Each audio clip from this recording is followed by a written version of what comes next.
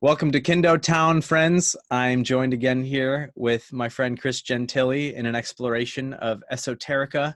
Um, if you're interested from our first conversation, this will kind of be a wonderful opportunity for us to dive in a little deeper into some of the things we were talking about and explore in greater depth. So without further ado, thank you for being here, Chris.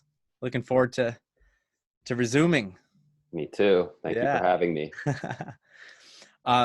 So yeah, our last conversation we left off, we were kind of just giving a Cliff's Notes version of your background and what got you into sort of the contemplative practices and sort of various forms of meditation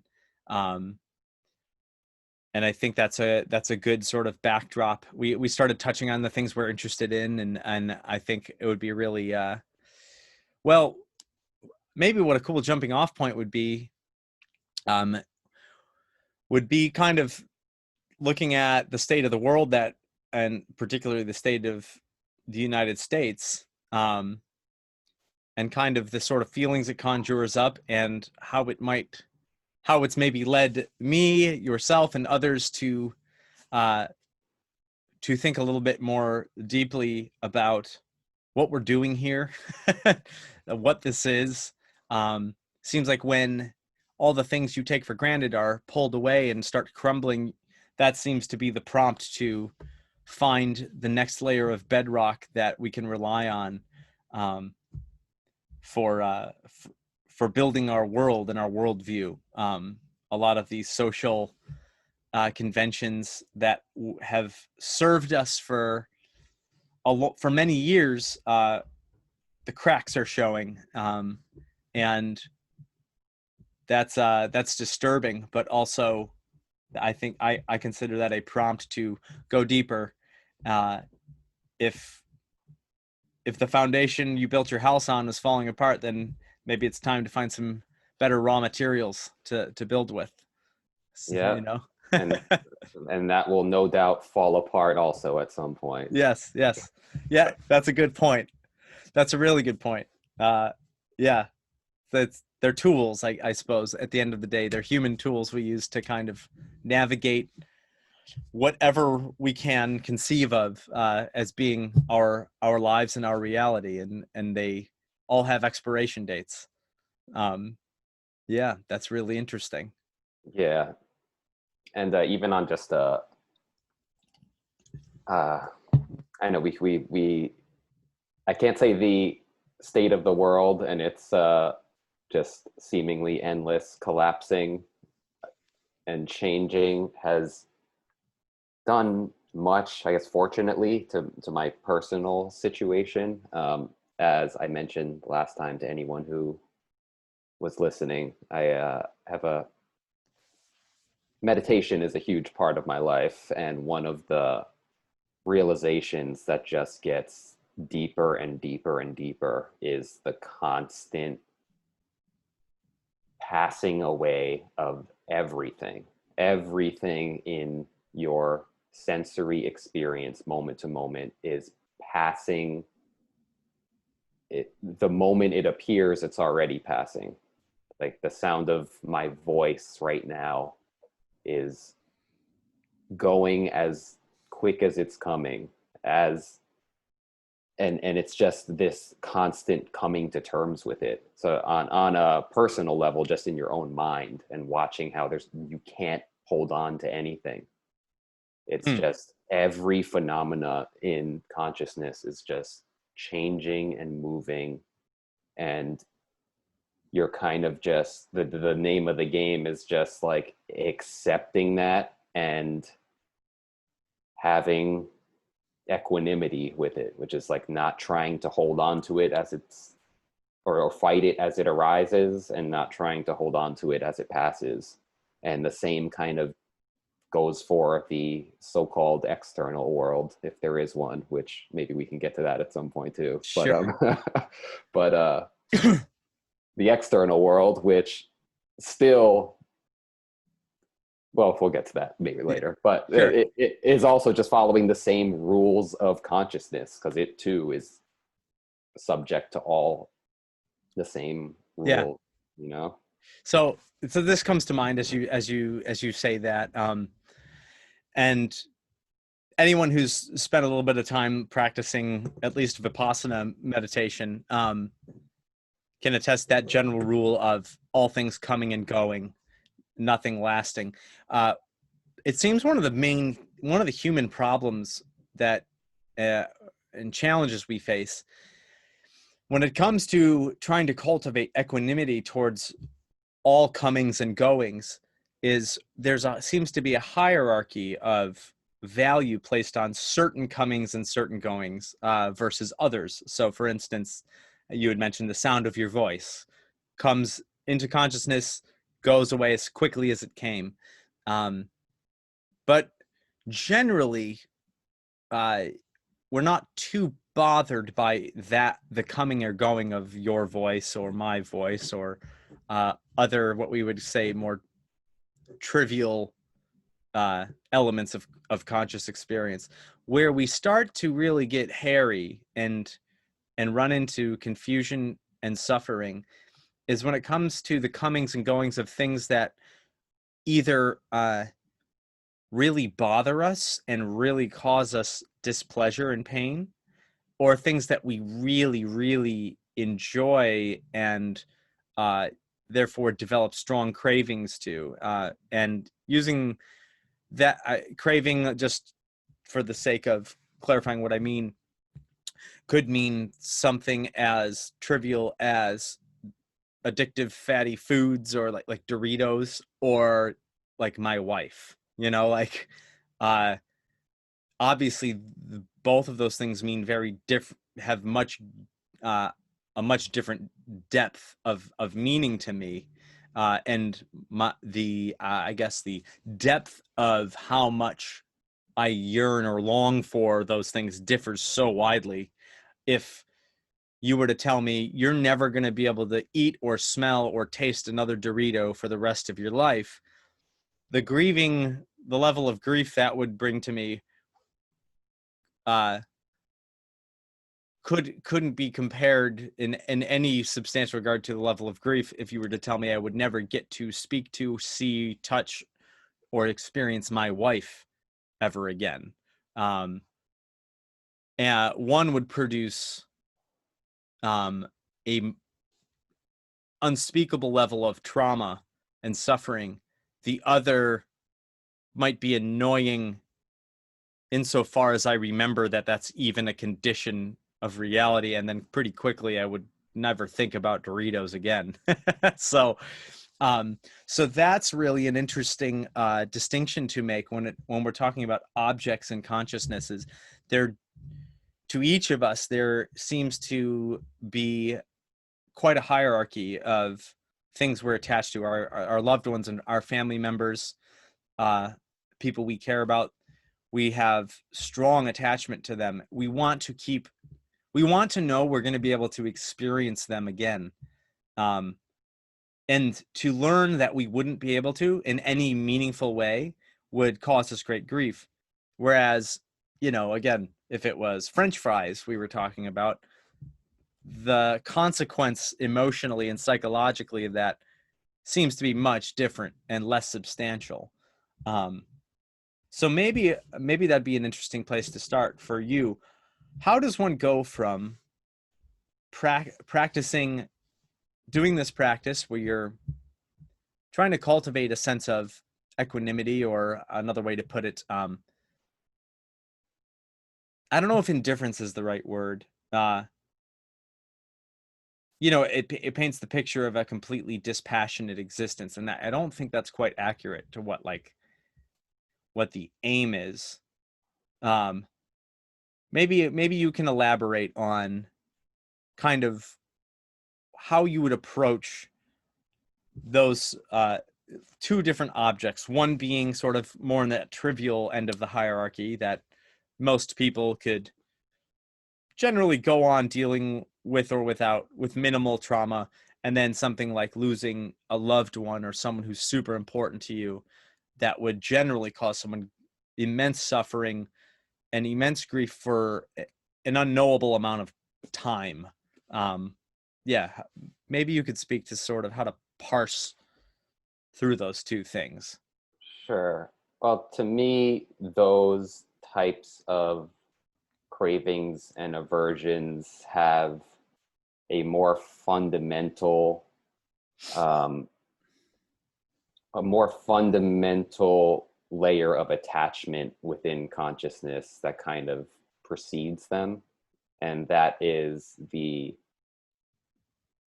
attachment and identification with what we conventionally refer to as the self, which is this so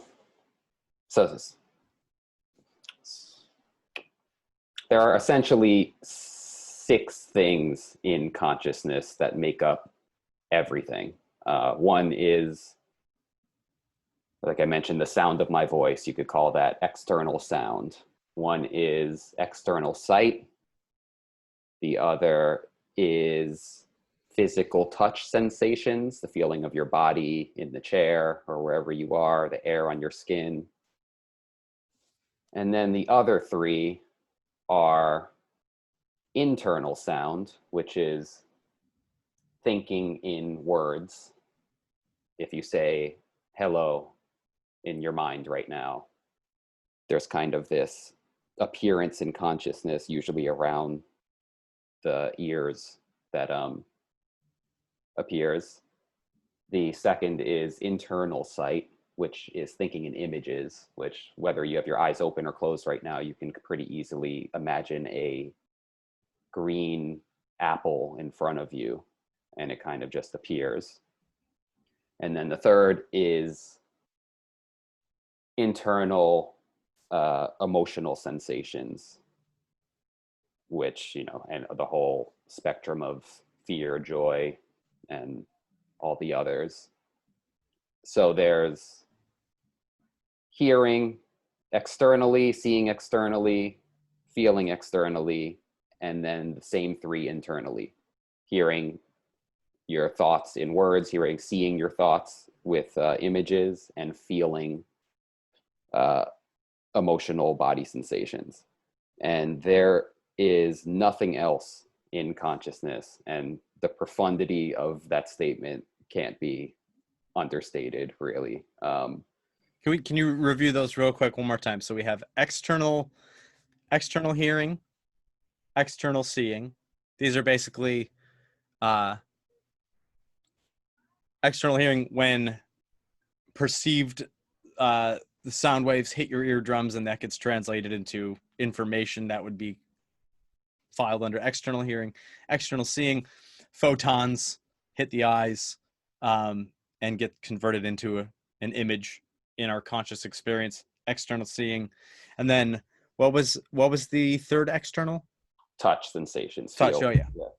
Right. And that can be attributed to things, taste, smell, all the other senses kind of get filed under that. Yeah, taste and smell, for the sake of easily categorizing them, you'd place under that. Yeah. Okay. Also physical pain, physical pleasure. Yeah. That under that. And then sort of the internal sort of version of those. These are internal hearing is when you imagine, you can actually conjure up the sound, the memory of a sound you heard before, or in some instances you can generate a sound you've never heard before, and it sounds real in your conscious experience. Same thing with sight. You can imagine something you've seen before, or you can imagine an image you've maybe even never seen before somehow. But that's sort of the mind overlaying a form of either recall or internal generation of visual sensation. Yeah. And then emotional, which is kind of the internal feel. It's patterns of energy throughout that you can sense throughout consciousness that seem to register in different parts of the space that we reference in relation to what we think is our body. At least that's kind of our frame of reference for how we interpret that in some respect. Does that make sense? Yeah, and I would say an easy way to remember and categorize these is it's see, hear, feel, both inner and outer. Yeah. Cool. And just to make a correction from just a few moments ago, I would say you asked about pleasure and pain. Those are a bit of both internal and external. So that makes sense. With pain, you'll have like a physical sensation, and then the herein of your thinking in words will be like, shit, this hurts. You'll literally like say that in your mind. And this is actually an interesting point that will get back to the fundamental point that we were making about the nature of the self and which of these six constitute that. But in that example of pain, when the physical sensation and the thought processes of hear in and see in are happening at once, the experience of pain is heightened. If you can just feel the physical sensation alone without any of that, it's significantly decreased. It's as if, like, let's say it's a 2 when it's just the physical sensation. It's like a 12 when it's the mind and the physical sensation. It's almost like a multiplier. It's like rather a multiplier. rather than an additive. Exactly. Yeah. And so when you're practicing mindfulness, at least certain types of mindfulness, you may be tracking sensations one by one, and kind of like, let's say you were in pain and you're kind of like, you noting when your attention goes to the physical sensation. Say you have a pain in your knee.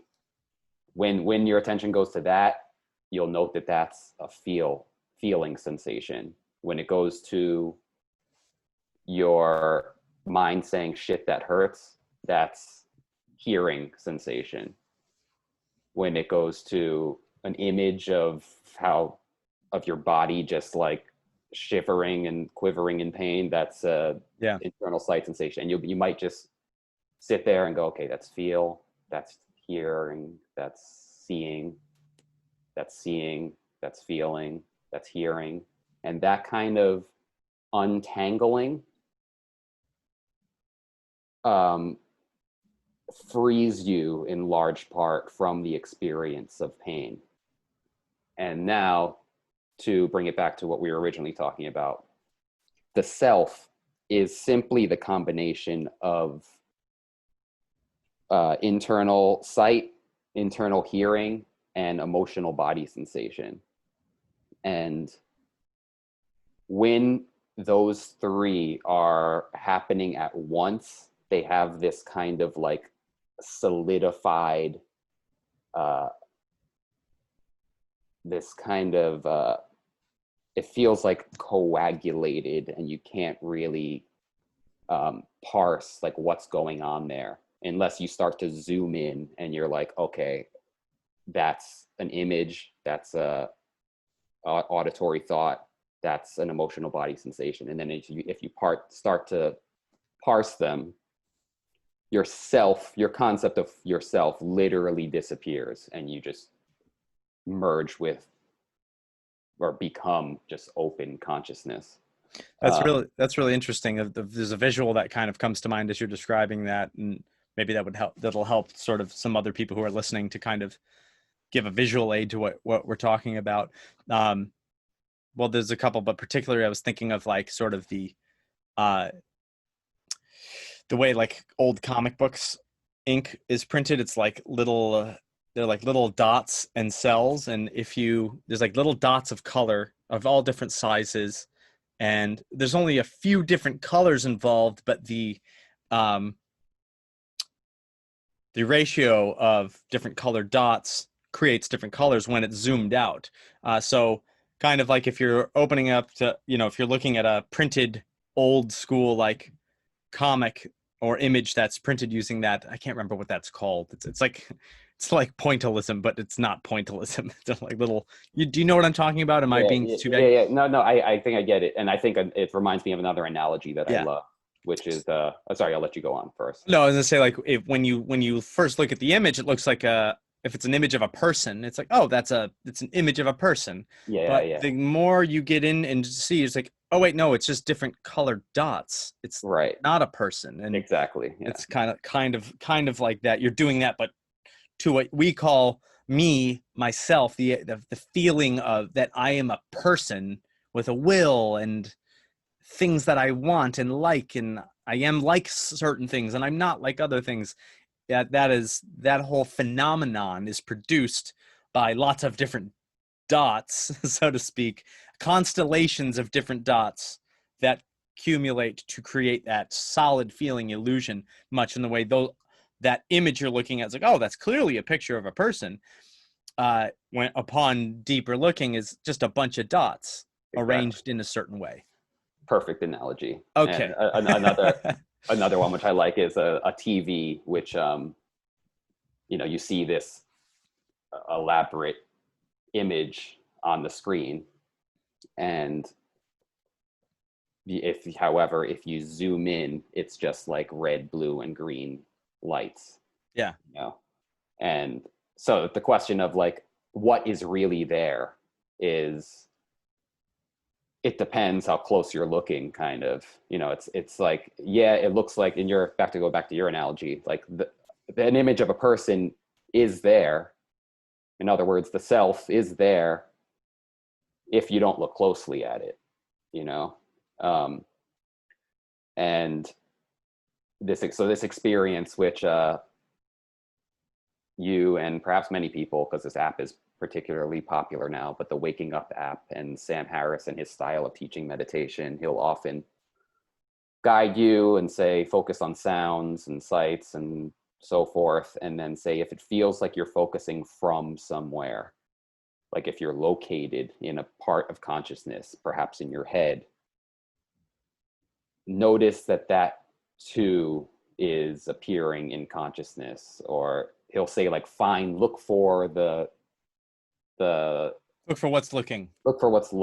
Yeah. And I assume many people can have the experience of, like, I hear what he's saying, but it really does, like, I am here. Like, what is he talking about? I'm right here in my head.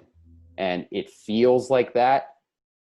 But what that really is, it's just those three things. It's mental images, mental talk, and emotional body sensations. And so I guess to loop back to the original thing of cravings and aversions, and why those come up, is there tends to be the kind of default state of human beings tends to be a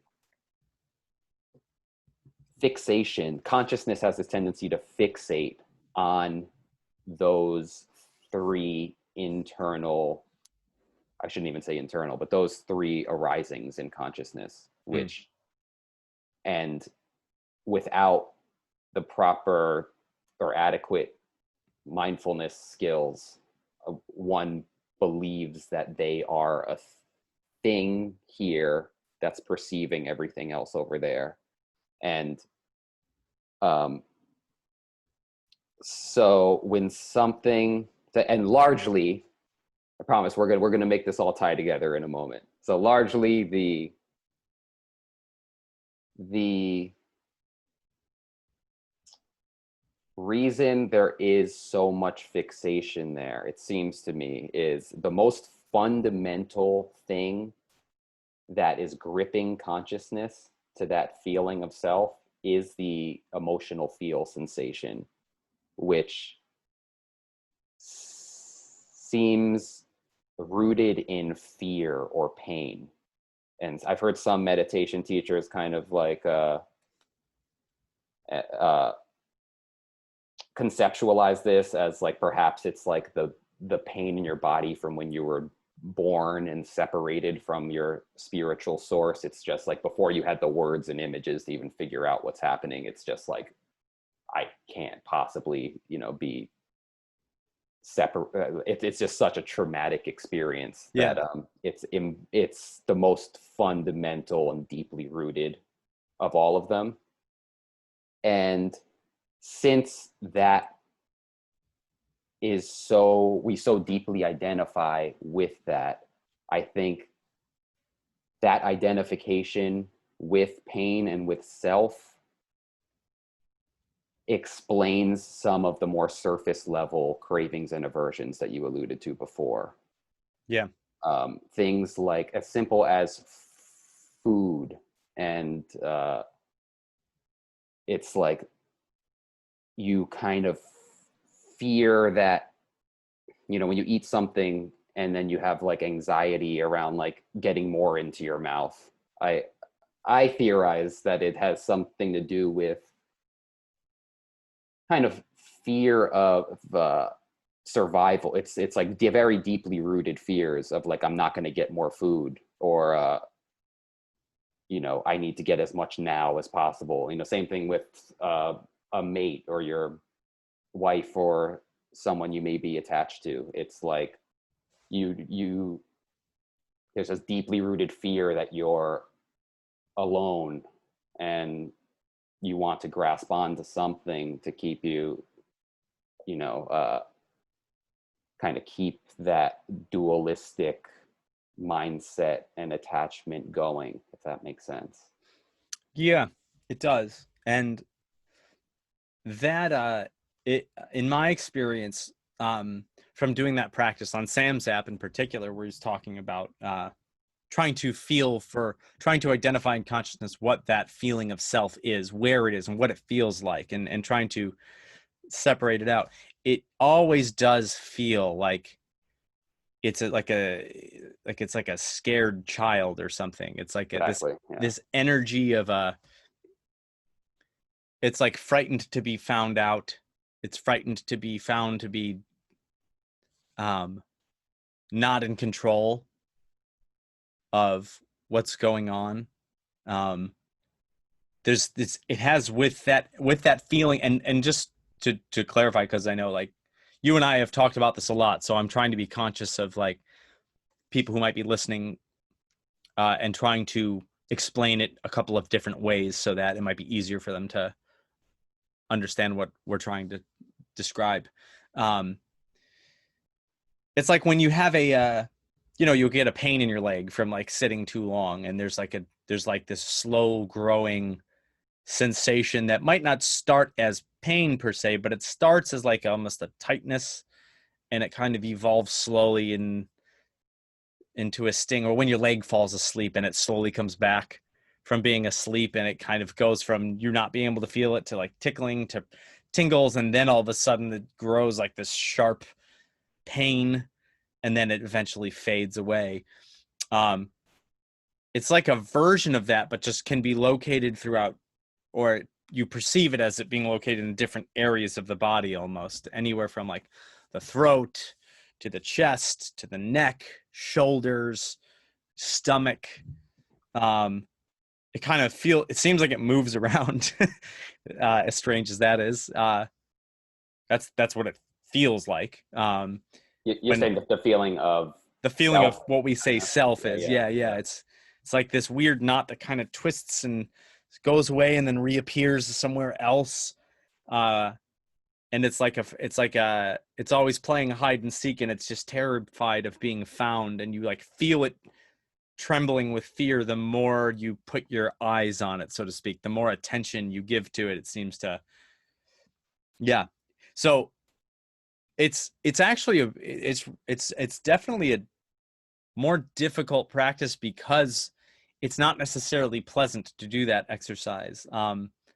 It's rather it's a bit scary, and so it makes so much sense to me why most people, especially if you're like not depressed and not suffering on a regular basis day to day, like in general, like you wake up and you generally feel pretty good,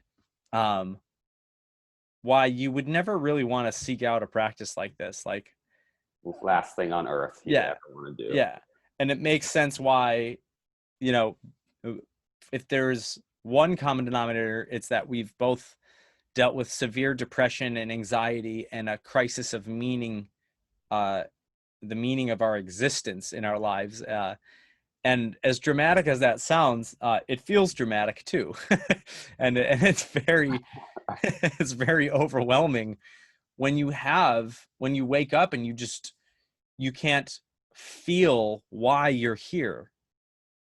Yeah. You, in some sense, you're just in this scary, you're just here, like you didn't ask to be here. You just popped into existence and you wake up and the dream goes on of being alive. And that, if that's a painful experience for you, if one could imagine that, who doesn't have that experience, that's very much, I would say, what depression and anxiety feel like. It feels like it hurts to be alive, in Yeah. some sense. um and so that, if your baseline is that kind of pain that you're wrestling with on a regular basis, then you're gonna, well, there's a couple ways to go. Some people start looking for an exit, completely an absolute exit, um, or there's this way that we've been exploring, which is, what if we get in deep enough, like if we can route out what the cause of that suffering, of that feeling, if we can get to the bottom of it somehow, maybe we can live in acceptance of what this is, and even be grateful and have some kind of joy, uh or at least not negative, at least not a negative experience. I think like the bar's set pretty low when you suffer from chronic depression and anxiety, so if it was to puzzle someone who doesn't, I would say, if it puzzles you why anyone would want to do these practices, you're probably not suffering every day emotionally from just being alive inexplicably. And maybe, and I don't say that um, to say that one state is better, more valuable, or more meaningful than another, because who knows? This is just simply the experience that has drawn us to this exploration in our lives, and have inspired us to seek answers and explore what it is to be alive in such depth, and to want to discuss it and understand it, because it seems to be a helpful tool to alleviating that chronic suffering, the problem of pain, the problem of existence, and knowing, it seems tied directly to knowing it's all going to end, and that everything that you love and like is going away, as well as everything you don't like. But mostly you're haunted by losing everything that you do like, and you know wondering where that leaves you. Where does that leave us? And so, hopefully that wasn't too long-winded of an explanation of why anyone would want to even begin looking into these practices. It's like a last resort. Um, it's a sort of surgery. Oh, uh, it's absolutely. you know Yeah. you don't want to you don't want a doctor cutting you open unless it's absolutely the only thing left to try. um, Yeah. so I suppose that contextualizes the journey. It feels like performing a lobotomy on yourself, pretty much. But yeah, I think, I'm curious what you think about this, that in some sense, it's, for whatever reason, people like you and I know that this separation, this ego identification, is a lie. And many of the things that drive us in life, since they're kind of driven by this ego identification, are also just lies. Yeah. And we are just determined to get to the truth of it. And the challenge, I think, is, you mentioned before that, like, where people have struggled with finding meaning and answers and things like that. The struggle, to me, in large part, is that a lot of the productive work that's done here is a recognition that there aren't really any answers in the way that we imagine there are. They're not answers like information or knowledge even. Mm. It's not going to come from the mind. It's Yeah. the answer is the dance of consciousness and how everything's just appearing and disappearing. It's an acceptance and a surrender of sorts rather than something you can tweet about. yes. And this is actually an interesting segue, I think, into something that we had been meaning to talk about, sort of the power of kind of stories and their prevalence in the human mind for millennia. But the way I see it is, I mentioned last time when we spoke that I spend most of my life now, like, and it's the hardest practice I've ever done, just basically doing nothing and seeing that everything just kind of happens. You know, it's like I notice when kind of I become motivated by fear and ego, and I just like sit and wait, and while that tells me like I have to do this thing, like you're not enough until you do this thing, you have to pursue these things. And I just like sit and wait and breathe until I like finally get up and do something else, you know. And I think there's this belief that you have to have like motivations and kind of a story of who you are in the world and what you want to achieve, and in order to be productive and be a person, and in order to even like remember to feed yourself and so forth. And I think there are some people who just naturally kind of are ego identified and however enjoy their pursuits to some degree. Like they, like you mentioned before, for whatever reason, we have had like anxiety and depression, and there are people who don't seem to so much, and don't seem to need to do this kind of like these types of practices in order to heal themselves. They kind of, whether or not they're doing things that are we would view as fulfilling, they seem totally fine doing it. You know, they get up, they go to work, they, you know, get on with their lives, and they're pretty okay with it. Then there are people who fall into kind of like a depression or anxiety, and they're like, okay, I need to do a massive overhaul of what's going on here. Mm. And there are different things you can do at that point in your life. You can now kind of, so things were going wrong with the way you were living and the story you were living by.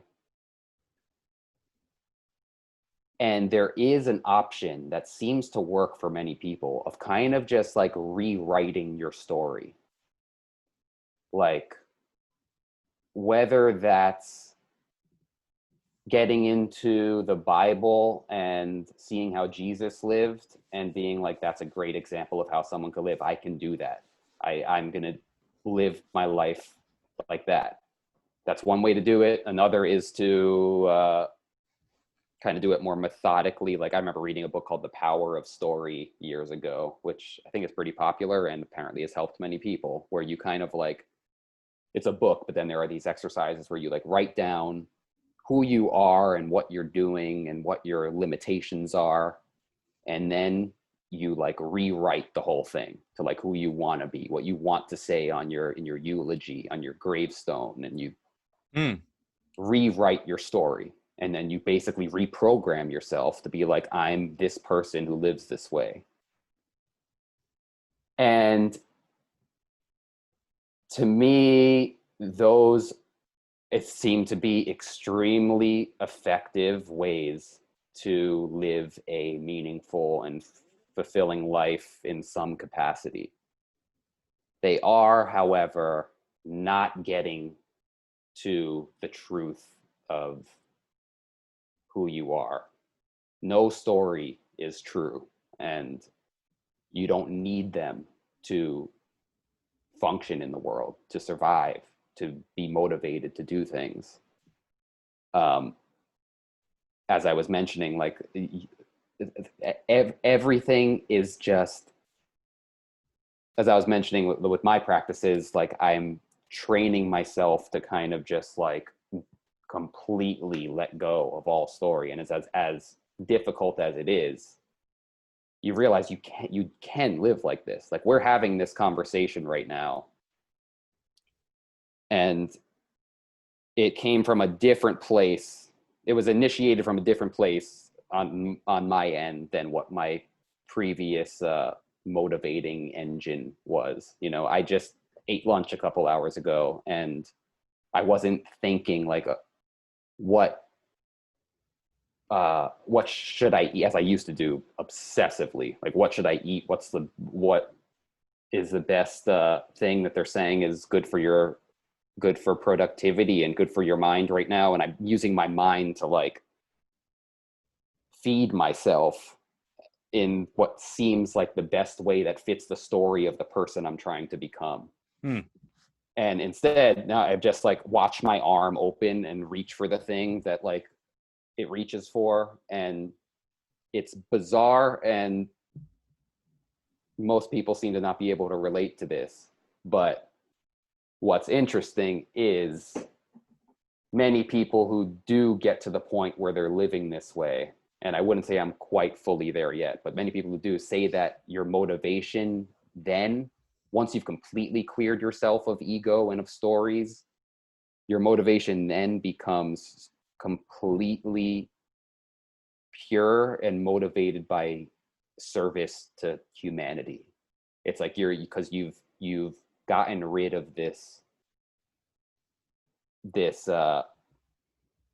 fixation on your separate self and your ego identification that literally like everyone's happiness is yours, and you kind of just move from that place. Yeah, that stirs up a lot of thoughts. It feels like there's a bit of a paradox, because in order to talk about this mode of being, we can't, well, in order to talk about any of this, we have to resort to some form of storytelling, whether it be elaborate, like religious story, or simply the story of I'm hungry, I'm reaching for hot dogs, I'm cooking hot dogs, I'm eating hot dogs. You know, like Yeah, I don't think you need the story. You will just reach for the hot dogs yeah, without any thought whatsoever. That's the weird part. yeah. No, I can see that. That can be experienced in flow states. Um, Yeah. it's where you're just, well, you're not thinking or narrating anything about what you're doing. You're literally just flowing. If you're creating something, if you're writing, it's just happening. The writing is happening now. If you're singing, like the singing is now happening, and the next notes come, and the end of the notes come, and everything in between. There's no story And the thing is, required. really, everything is Yeah, just happening. right, There's only the perception that in flow states, that's when it's just happening. right. Always, it's just happening. There's just this. It's not flowing because there's that coagulation of it solidifies when you're not in those flow states. So there's this illusion of solidity. Yeah. And I suppose this might be a good segue to kind of like explore what are some of the benefits of certain stories to getting us there more regularly, specifically this sort of state of acceptance of the flow, right? The acceptance that you're not doing any of this. This is all just happening, this experience you're having. And how a story to help us have courage when the illusion of ourselves is like cowering and just freaking out inside of us, like, no, yeah, I can't do this, I don't want to do this, I need this, and I want this, and I'm afraid this is going to happen, you know, that Yeah. energy that blocks flow, kind of the role that certain stories can play in either making that blockage stronger and more powerful, or dispelling it and helping it to dissolve and let go and surrender. And it seems that, you know, as I was sharing with you, so I've been exploring the Christian disciplines lately, which are rooted in story, but I started with the disciplines because the stories are difficult for me to know what to do with at this point in my life and understanding. And part of that is because the youngest one is thousands of years old, you know, and from a bygone era and a bygone culture. And the older ones, we don't know how old they are. They're so old, possibly tens of thousands of years old. But there seem to be some spiritual disciplines that that seem to point to, I guess I've had experiences when I was a young religious person. I definitely had experiences where those disciplines yielded exceptional results and an exceptional sense of connection and connection with my fellow man and with God, where it seemed like I couldn't sense where I began and everything else started or ended, you know, that sort of feeling. And many people call those religious experiences, a lot of different ways to frame it. But as a young person, I had those experiences more regularly and corporately too, you know. As a young Christian, it would be like corporate worship, and you're singing songs of sort of adoration and praise to the transcendent God that from which everything flows. And there's a sort of group surrender happening in that environment that had some kind of deep, powerful impact on me at the time, that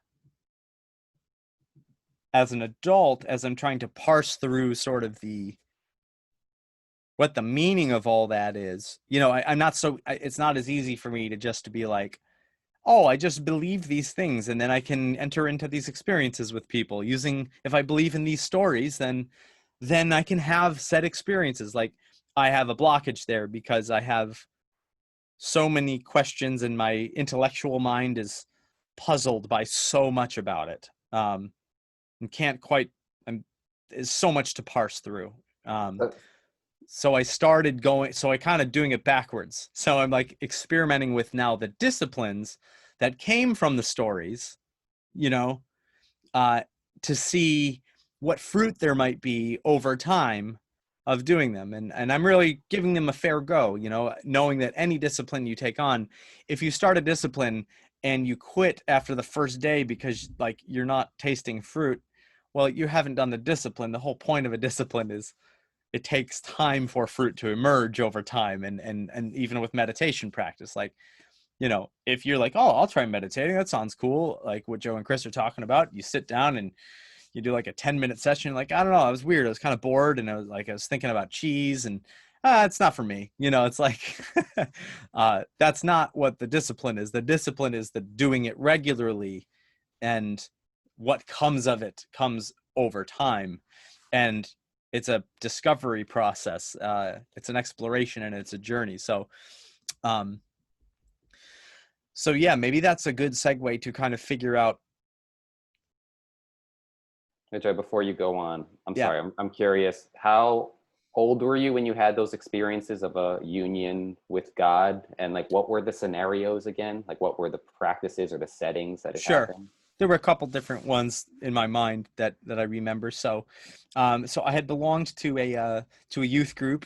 I started going to when I was in high school. I would have been a sophomore in high school, so about 15 years old, I think, 14 or 15. I can't remember. Um, and every week we'd meet Monday nights in the basement of this church.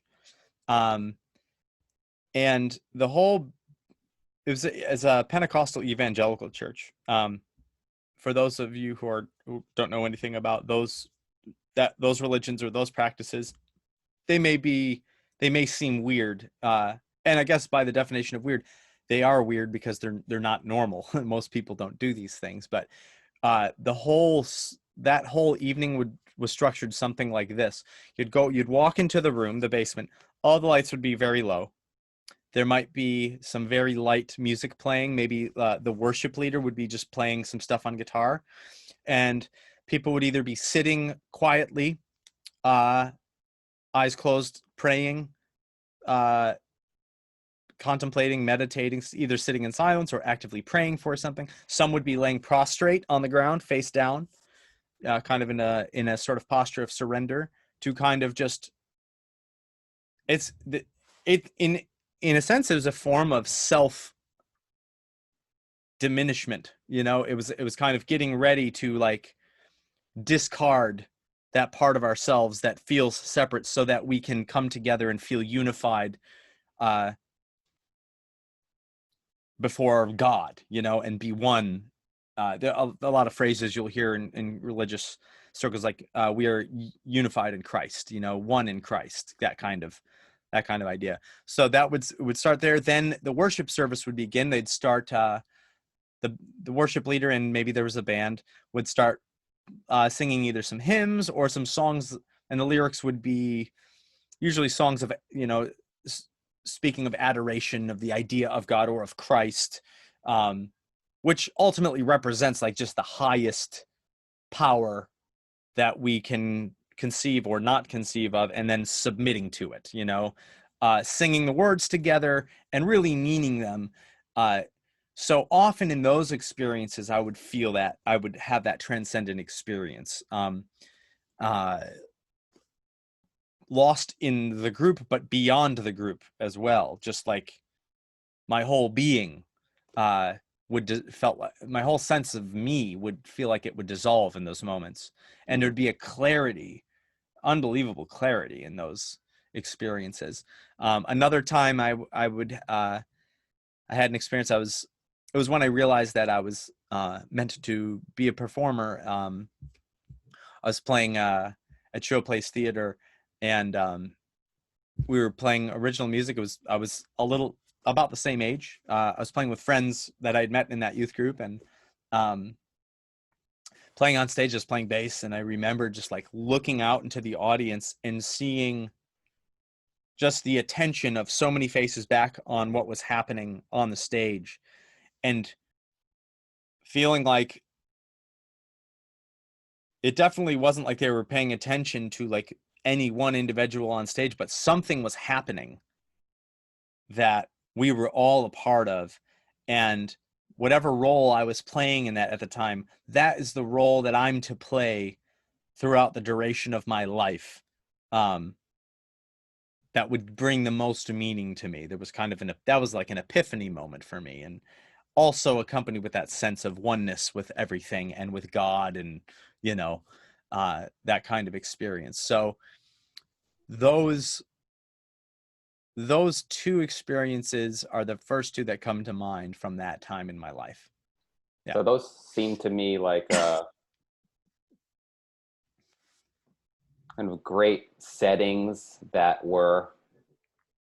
you were a part of, kind of like a sacred environment, um, with a sacred intention behind them, and at least the first one particularly. Mhm. And um, makes sense to me, especially at a younger age before like the real adult anxieties and over active mind starts to hit, where one can kind of just like have an experience like the one you mentioned. Um, However, those I think it's important to note that those, from my perspective, have much less to do with the um, the mythology or the stories Right. of the church Right. than just a sacred setting. It's almost like the first one reminded me of like a sweat lodge where like the lights are out and everyone's singing together and there's this kind of sacred intention behind it. Um, and this isn't to discount the value of stories or religion in other senses, but to have that feeling of union and going beyond yourself,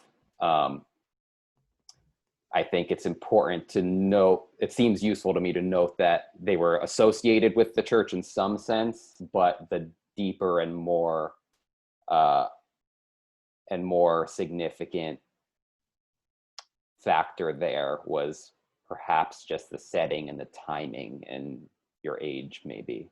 Yeah, and the posture, yeah, the sort of personal posture, that collective posture of the people in the room to of what the intentions were, to Yeah. have truly, like, religion aside, the religious dogmatism and whatever belief structure of that church versus other churches or non-churches, that stuff kind of has to melt away to have those experiences. And I would describe those experiences, that is what happens.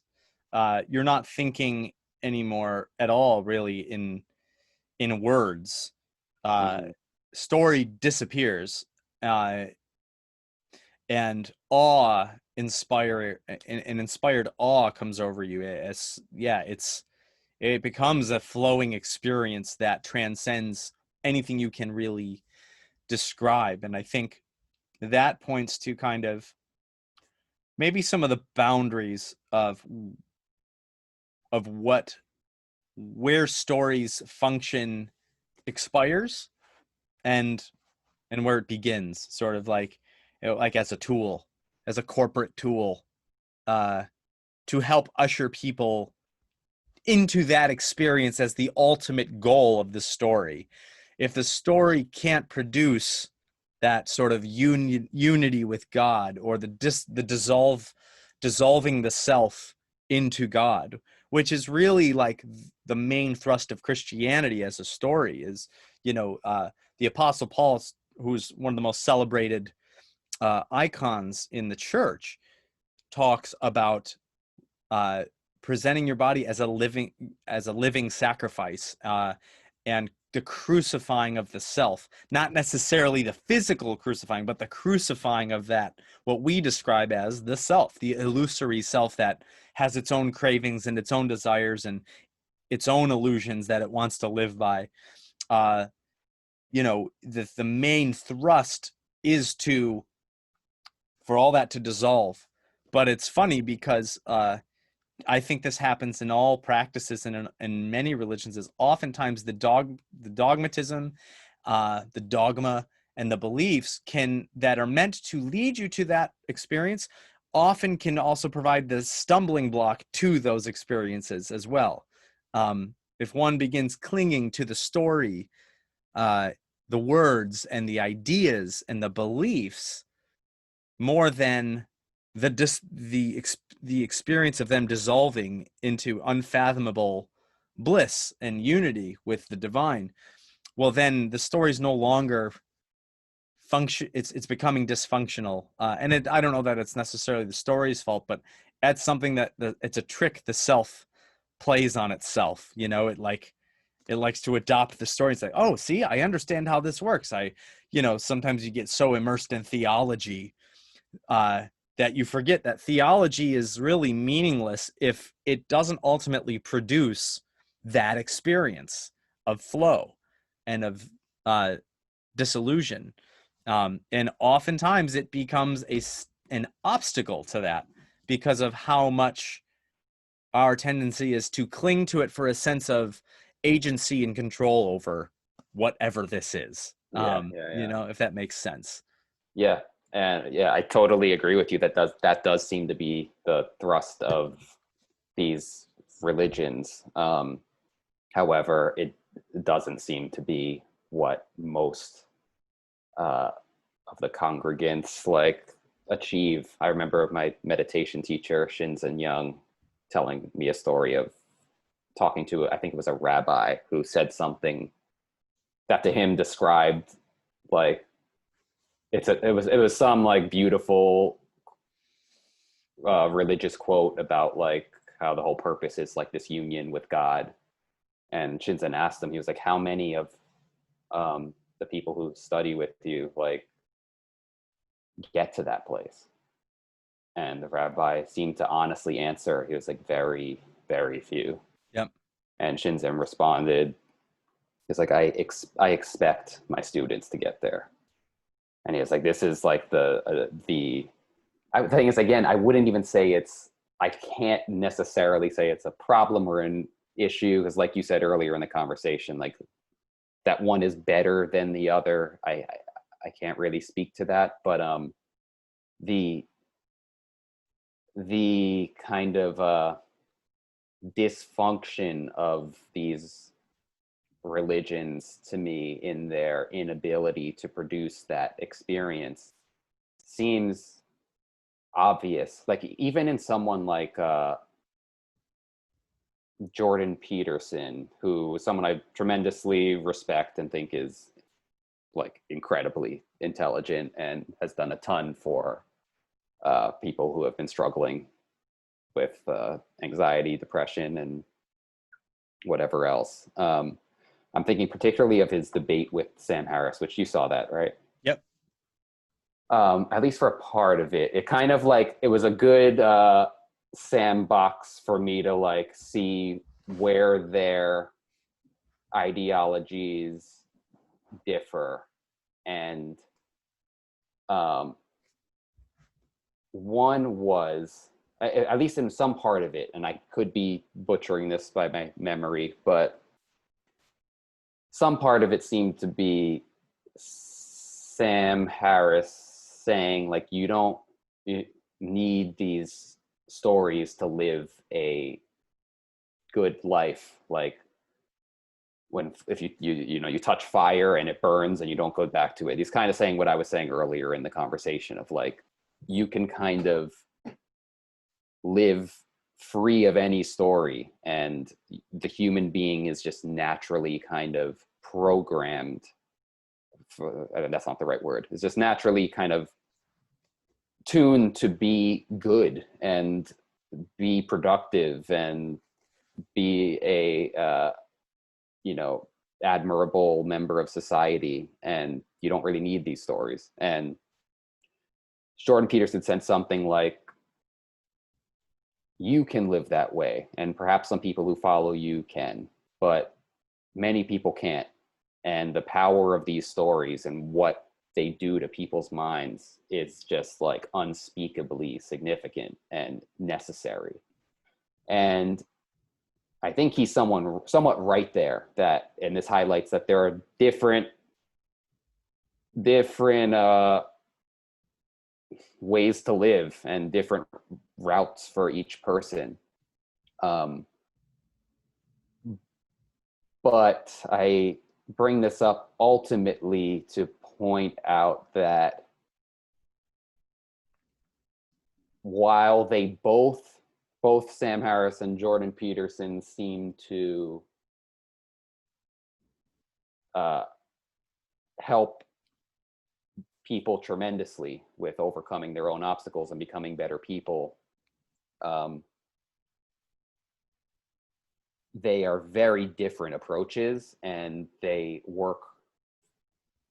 some only work for some people. Like I remember when I was in my lowest lows, like I would hear something like,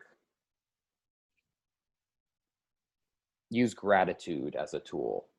Like, think of all the things you're grateful for. And I just literally couldn't do it. It's just like, I am not grateful for anything. I just can't do it. Another thing that comes to mind is like Jordan Peterson's rule in his book of like, stand up straight with your shoulders back, right? I totally get it. And if it works for you, great. But it's like, kind of like you're this depressed, hunched over person. And he's like, just be this person, just take on this new role. And again, I personally just couldn't do it. I just like it. I could feel that it's forced, and something in my mind can't latch on to like, no, the story is I'm confident and I'm upright. It just, my mind just couldn't do it. And that inability to do that makes one just go deeper into accepting their depression, in a sense, which is ultimately a good thing. And this reminds me a little while ago when you were mentioning what is the utility of these stories in those moments when you are depressed. Like, could you use one to bolster yourself up and gain more courage and take yourself out of it, or use one in some other productive way? Perhaps you could, but the route to get past story and to that lasting, true union with God, it's use no story and go deeper into that depression. Feel it fully, and it might last for years and years and years. But ultimately, that story, that you are a suffering self who is separate from everything, that fundamental story will pass away. Hmm.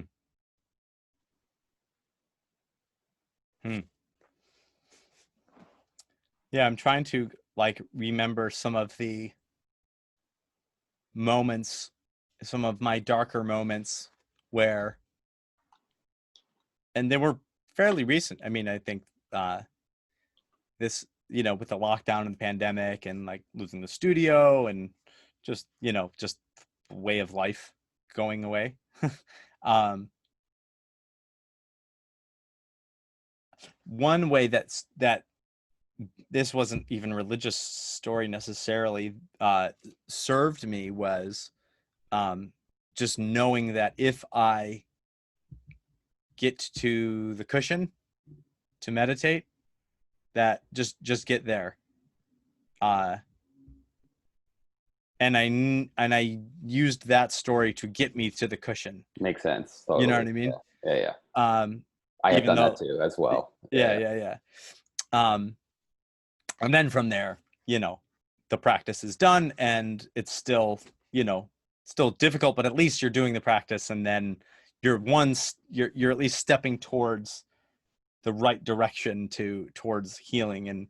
And I think what you're describing about like accepting your depression is synonymous with a sort of surrender, that you don't get to decide whether or not that's there or not, and there's really nothing to do about it. That the mind is very active, and in some, self included, can inspire then the next story, which is like, well, what is the point of this then? If do I want to go on if this is what I'm accepting? If I accept this, what am I really accepting, and why am I accepting it? Now, I've thankfully never had like any truly suicidal thoughts, but I could imagine someone easily starting to go down that road without at least a counter narrative to give a second look at that decision or at that course of action of complete despair, and so it remains that I'm not sure, at least I can't conceptualize yet.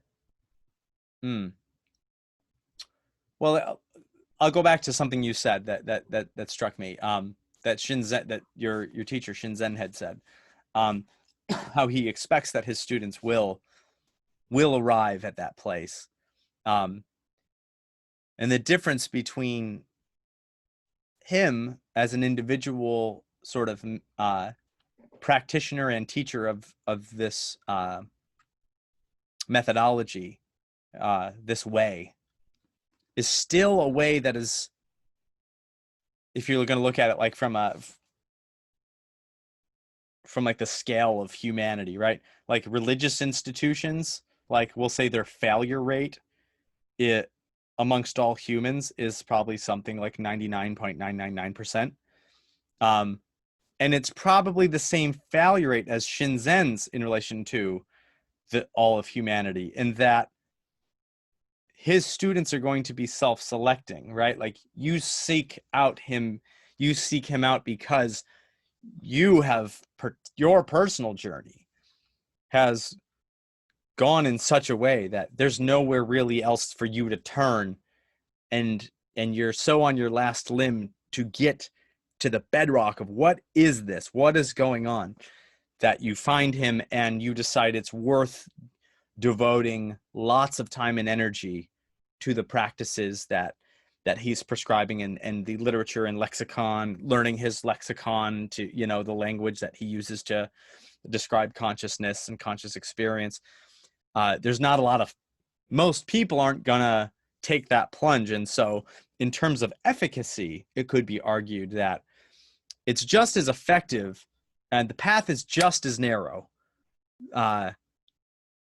whether you're considering like ending up a disciple of his, or a disciple of a religious institution that is, you know, just failing a much larger group of people, but of that large pool of people, a few of them find the way, you know. And I think that's a truism in general. It seems to be a theme, at least in the stories themselves, you know. I mean, even Christ says, one of his most popular scriptures is, narrow is the way and few are those who find it. Wide is the road that leads to destruction, narrow is the path that leads to salvation, and few are they who find it, you know. And there's a lot of other things that he'll say that kind of talk to the, hey, most people are just gonna totally miss this kind of language, you know, are gonna miss the whole point of all of this, and that's just the way it is. Kind of, it's almost like and that's just how it goes, you know. And I think that's a really interesting thing to explore, because it seems like that's what's always being discussed, even with like Sam Harris and Jordan Peterson, kind of oftentimes what I would consider them like missing each other, you know, because like one is coming at it from the realm of story and narrative, and the other is coming from the realm of practice and philosophy, rather.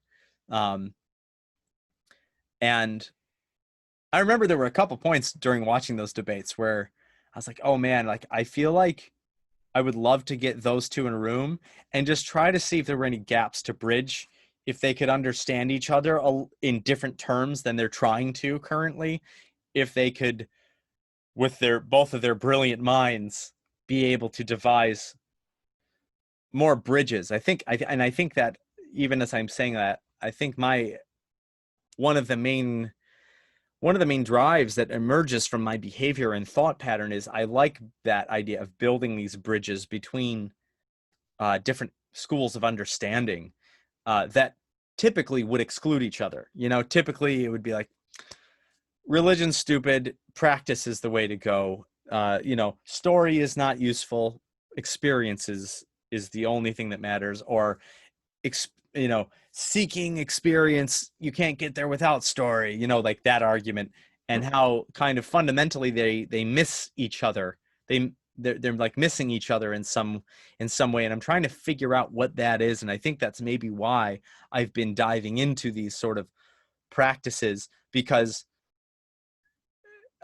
like trying to start practicing these disciplines is like my way of saying, like, I'm not sure what the story is or should be, but these are the disciplines that have emerged over thousands of years based on the story that I don't understand. Let me start there and see if I can experience for myself what fruit there may be from those disciplines. And if there is fruit, to what degree it is, then maybe it will help contextualize the meaning of the story and how and its place in the human psyche, and in its as a navigational tool for ultimately finding our union with God, or finding our constant flow state, where ourselves are diminished sufficiently to the point where we are clear and open and flowing, and not bogged down by self-doubt, self-hatred, self-violence, or anger towards ourselves or others. And it's been a bit of a clumsy journey, but I would describe that as kind of one of the main aims of it for me, is so I can I the question is, can I find a way to articulate that through experience, and I don't know that I'll be able to do that until I put some good time into it and come out the other side with some concrete experience to talk about. If that makes sense. Yeah, I think my the way I see it currently is those two. It's as if awakening, spiritual awakening, is like a. And I'm not, when I say this, I'm not discounting the utility or power of story in other senses, but in terms of spiritual awakening, I see it as almost like those two, the practice and the story. One of the reasons that there's a kind of conflict there is they're at best unrelated, and at worst diametrically opposed to one another. It's like the more you progress one way, the less the other has to have influence over you. Yeah, yeah. There's a hierarchy that seems to emerge. It's I can perhaps describe this even going back to the kind of technical breakdown of consciousness and those 6 things that I mentioned earlier in the conversation. Yeah. So when an image comes up, something like say you believe you need a coffee to be productive right now, right? What's really happening is an image of a coffee cup is coming up. The feeling in your body of like, I want that coffee cup, a coffee is, or how you'll feel when you drink it is coming up. Yeah. And perhaps the talk of, I really want some coffee is coming up. Those 3 things happen at once. And the story of I need a coffee and the addiction to coffee exists. And as we mentioned earlier, a closer look at what's happening is it's just it's a invisible moving image that's going to pass away in a second, that has no solidity or significance at all. It's an equally transparent and moving mental talk about how you need this coffee. And that feeling of how you'll feel when you get the coffee is the same. And therefore, the story of you need a coffee is true only to the extent that you are unaware of what's really happening. And I bring this up to kind of give an example to kind of the point of how the two of knowledge and awakening are diametrically opposed. So to see awakening is synonymous with truth in a sense, and to see the truth of what's happening in consciousness is synonymous with seeing past the content of the experience and not giving it any meaning at all. It's like when Shinzen is teaching people to meditate, he's saying, no matter what comes up, I think he often says is pay attention to the contour more than the content. If a image of Jesus is coming up and he's telling you to do something, look at how his hair is kind of disappearing. Don't pay any attention to what the meaning behind it is. Right. Go right past it, because deeper than the meaning is,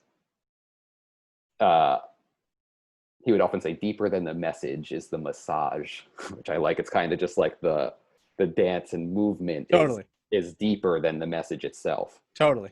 However, one of the common traps on the path to awakening is this kind of like, you get caught in the net of the message. Yes. And you can't, yeah.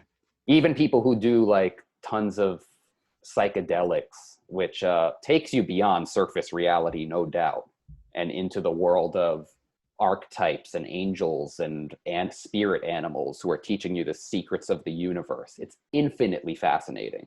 And you could stay there floating around and learning all this sacred knowledge for lifetimes. But that is all just floating in the intermediate. And again, you could have perhaps a better life than someone who gets beyond it. But the name of the game in terms of like true spiritual awakening is plummeting down through that, which means resisting all temptation to get caught in the fascinating stories of it, and to just look at how it's arising from absolute emptiness. And zero is the true God we're all looking for here in some sense. But I hope that makes some sense in No, it does to me. That totally makes sense. I guess I'll express my kind of like the practice I've been doing with like reading the Psalms. I was sharing this with you before. I'll just share it one more time to reiterate, because you saying that really gives words to sort of, I think, the place that I'm trying to practice these disciplines from, is ultimately using that mechanism within the disciplines. So it's like when I'm reading the Psalms, right? I'm not just like reading it like I'm reading information. So that's one thing I'm not doing. I'm not reading it to figure out what it means or what it meant. Rather, it's a practice almost in meditation, combining sort of like seeing what it can do when I really unleash sort of that sort of letting go of like the need for my mind to wrap its talons around it. You know, it's like, you don't need to walk away from this with any better understanding of what this means or anything. And I'm specifically, because I have a very strong auditory sense.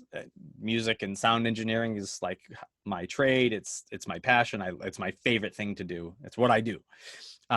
So kind of leaning into that, I'll speak the words internally. I'll use the internal hearing mechanism to announce the words very slowly and deliciously, almost at a very slow cadence, and just letting it kind of wash in and out like waves on the shore. Kind of like the words come and then they go, and I just kind of keep going through the prose, through this sort of, and then sometimes images come up while I'm doing it. Sometimes like it'll talk about like, a flame, and this image of flame will come up. And then it'll talk about ice, and the image of ice will come up, or desert, and this image of this expanse will come up, and then that will fade. And then the sound of the words comes back. And all the while, I'm not like being arrested by any of it. Rather, I'm just letting it come and go as I go through. And it's like, it's a meditative experience. And so that's kind of the methodology I'm employing. And so, and yeah, I'm interested, and I will say, like, my findings so far have been fascinating, the effect it's been having on me. Still a bit inexplicable, to be honest, because it's not rooted in meaning or any idea I can communicate. Yeah. But it's like I couldn't go and start. I suppose I could try to start a religion based on this practice, but then that religion would miss the entire point of the practice. So, it's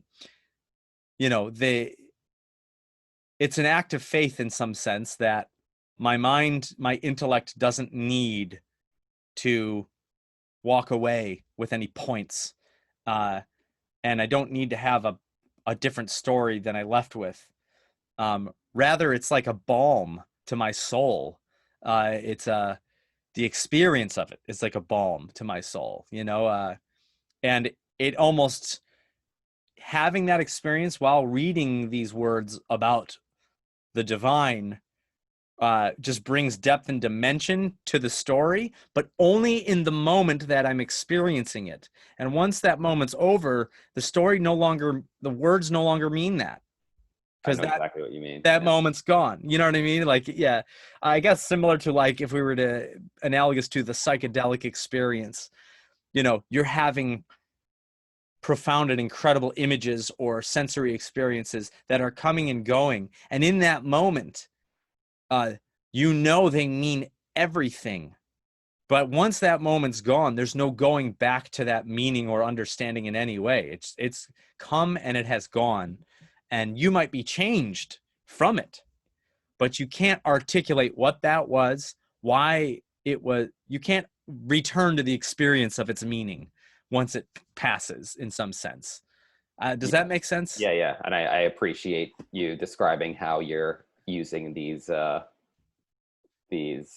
passages and stories, and I can definitely relate. In fact, recently I've been doing the same with certain poetry, particularly the poetry of David White, which I love, and also the Tao Te Ching, classic, amazing. I got to start. There's so much literature I want to do this for. I guess, God willing, I'll have enough years in my life to do that. Maybe when I'm done with the Psalms. Oh man, yeah. And the entire New Testament, because I'm also doing this with the New Testament as well, that's a different experience we can talk about later. But that's many questions. But that whole type of reading experience is really interesting and a little different than the one that I was kind of describing as antithetical to awakening in some sense. Yes, I understand. Yeah, and that's why I was describing it, because I thought it was distinctly different in those ways from what you were initially describing, which I think is, to be fair, that is the general temptation to approach scripture and poetry and art, or any experience that way, really, like, to try to use the mind or the ego to conceptualize it and take it with you. Like, we want to take it with us, put it in the suitcase, Right. And so we need to, like, we need to distill it down into something we can fit. But it's like, you can't fit an elephant in your suitcase. It's too big. Yeah. You can't take it with you. You just gotta walk away, and just maybe you'll come across it again sometime. But but it's the transformative nature of having those experiences that draws one to continue practicing those things. Not because what your next transformative experience will be, but because it's a means that seems to semi-reliably produce new, unpredictable experiences like that.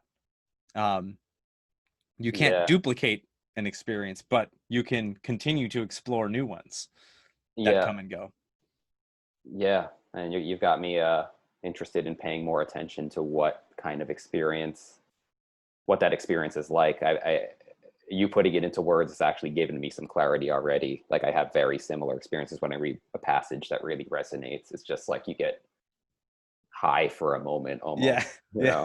yeah, yeah, It's something deep in you just like connects with it. And yeah.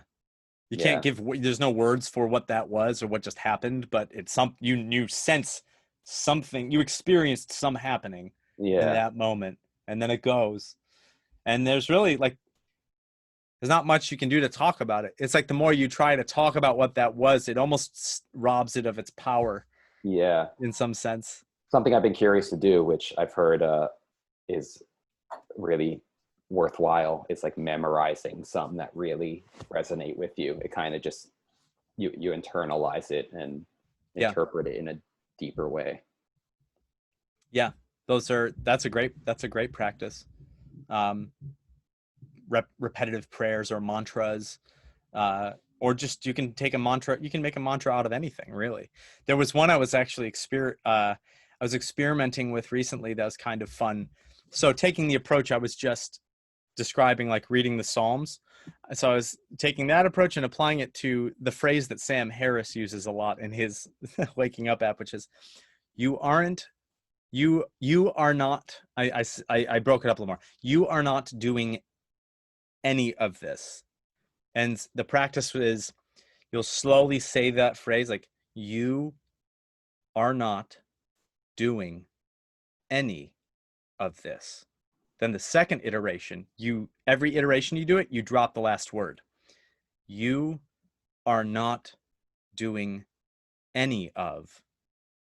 You are not doing any or anything or any. You are not doing. You are not. You are you, and kind of just like playing with that, because as you take away each word, it kind of oddly changes the meaning of the sentence in different ways, and they juxtapose against each other, especially you are not and you are, that's an interesting, Oh man, you yeah. know juxtaposition. So Yeah. that's a cool, that's been a cool exercise that I've just been doing, that's been tickling me, I'll say. Yeah, yeah. A little bit. Great. Yeah, but stuff like that, yeah, it's fun to play with. And a common denominator, everything, like all the great thinkers and teachers on these things, whatever their discipline, whether it's Western or Eastern, Judeo-Christian, Buddhist, is there's this common denominator of if the tool, C.S. Lewis famously says this, like if these words and these tools aid you to, I'm paraphrasing, towards unity with God, then wonderful. And if not, you should just discard them completely, you Yeah. know, uh, and I think I really appreciate the self-awareness of great teachers who can disclaim that, like, here's a way or a method that might help you to find unity with the divine.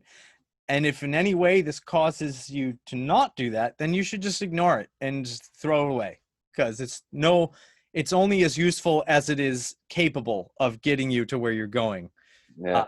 And if it can't get you there, throw it away. It's the only game in town as far Yeah, as I'm concerned. yeah, yeah. I'm just like, how is anyone else playing any other game other than that one? Yeah. It's like getting into that car that died 3 years ago, and you're just like, come on, man, we're trying to go on a road trip. Any minute now, this thing's gonna start up. But you won't get out of that 83 Ford Pinto or whatever. Then, but when there's other cars on the lot that you have keys to, but for some reason you just can't get out of this one, you know? Yeah. Oh man, that's cool. That might be a cool place to put a pin in our conversation, actually. For sure. I think we did good. I think weirdos like us will find this one interesting. Yeah. Actually, so today I'm going to post, I didn't post the first one to our patrons yet just because negligence, but I'm going to do that today, and then I'll probably time it out. I'll kind of see, like, I'd like to see what people think of that, get some feedback, and interact with them a little bit. I'm really curious to see if anyone cares about any of this. Me too, man.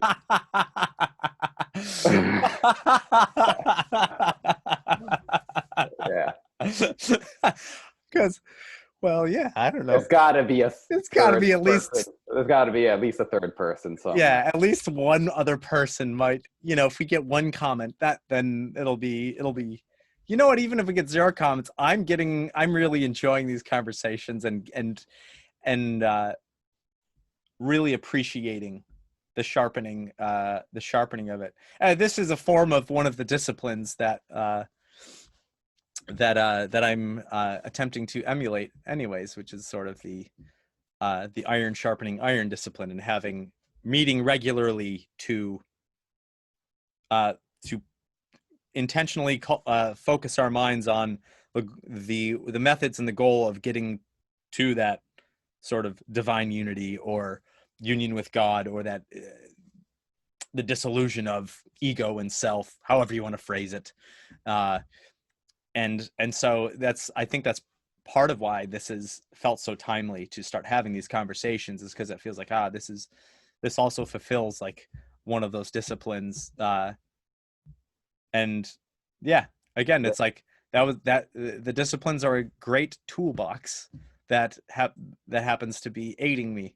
And I imagine for others, maybe it's a stumbling block, but I like tools if they work. Yeah.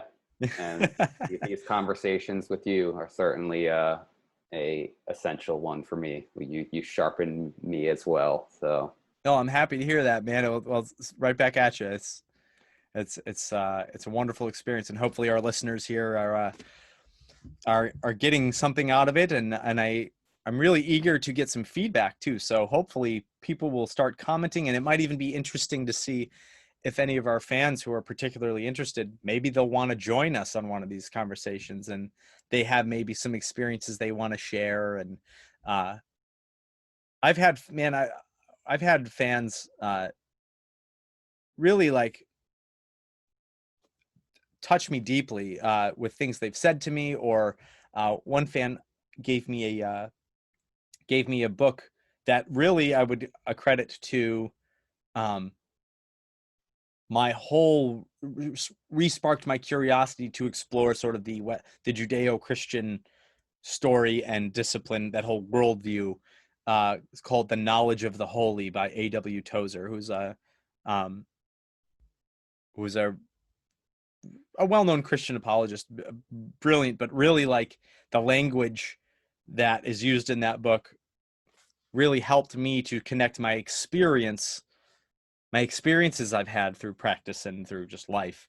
The way it describes the divine, the way it describes God Almighty.